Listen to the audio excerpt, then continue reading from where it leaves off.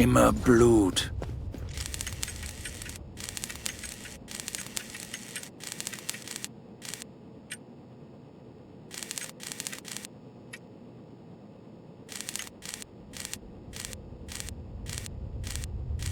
We're almost out of time.